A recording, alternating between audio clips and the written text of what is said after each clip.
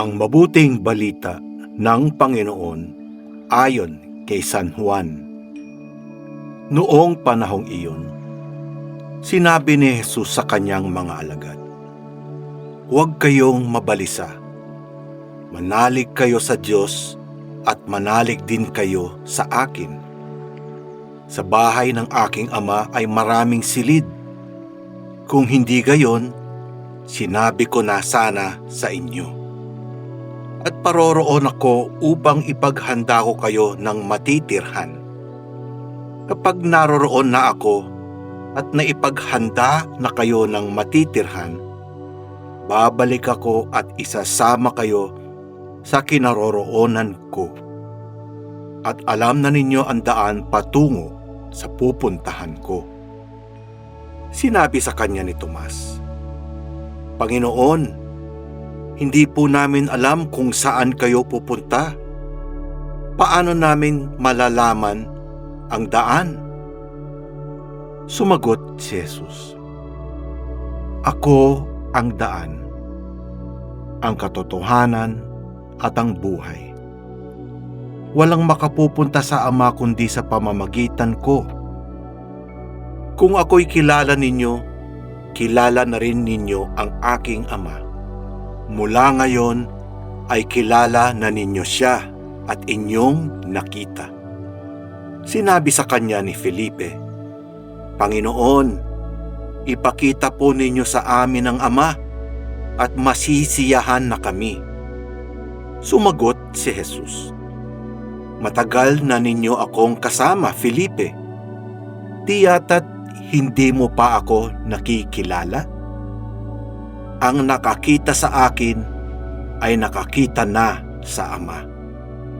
Bakit mo sinasabing, ipakita mo sa amin ang Ama? Hindi ka ba naniniwalang ako'y suma sa Ama at ang Ama'y suma sa akin? Ang mga salitang sinasabi ko ay hindi ko sinasabi sa ganang aking sarili. Ang Amang suma sa akin ang gumaganap ng kanyang mga gawain. Maniwala kayo sa akin. Ako'y suma sa Ama at ang Ama ay suma sa akin. Kung ayaw ninyong maniwala sa sinasabi ko, maniwala kayo dahil sa mga gawang ito.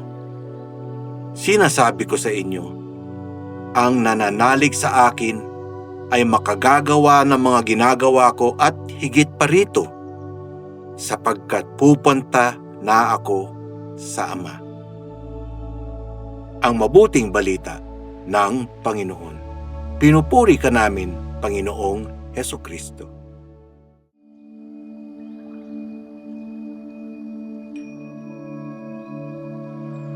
Sa Ebanghelyo ngayon, tinatawagan tayo ni Jesus na huwag mabagabag, kundi magtiwala sa Diyos at sa Kanya.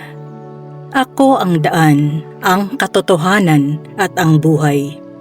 Walang makapupunta sa Ama kundi sa pamamagitan ko." Ipinahahayag nito na si Jesus ang ating tanging daan patungo sa kaligtasan at walang hanggang pag-ibig ng Ama. Sa liwanag ng Pasko ng muling pagkabuhay, higit nating nauunawaan ang pangakong ito.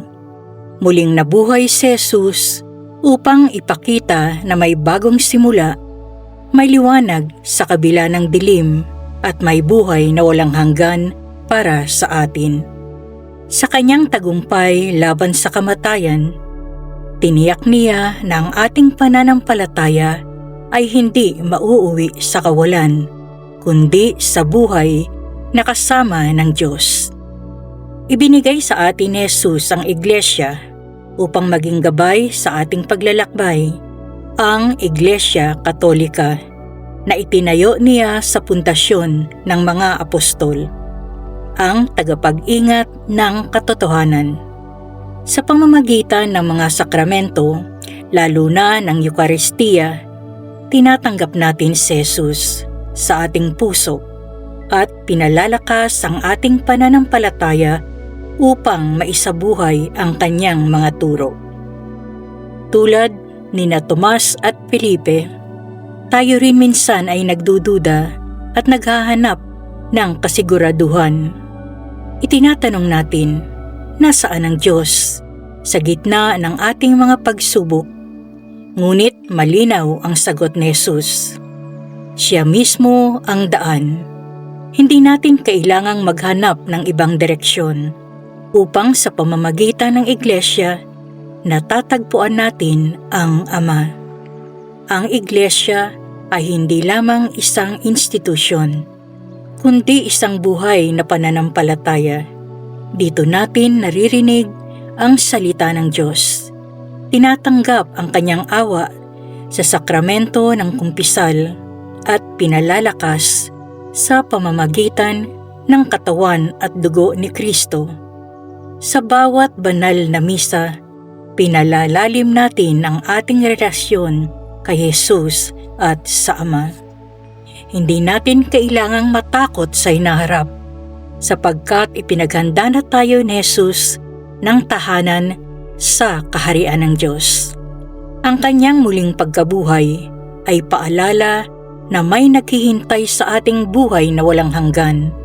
Ngunit habang narito tayo sa mundo, tinatawagan tayong maging tapat sa ating pananampalataya.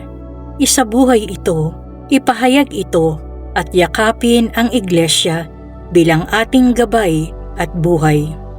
Sa kabila ng mga pagsubok, naway manatili tayong matatag kay Jesus. Huwag nating hayaang may maglayo sa atin sa Kanya at sa Kanyang iglesia. Siya ang daan, katotohanan at buhay, ang natatangi at tiyak landas patungo sa Ama at sa kaligtasan.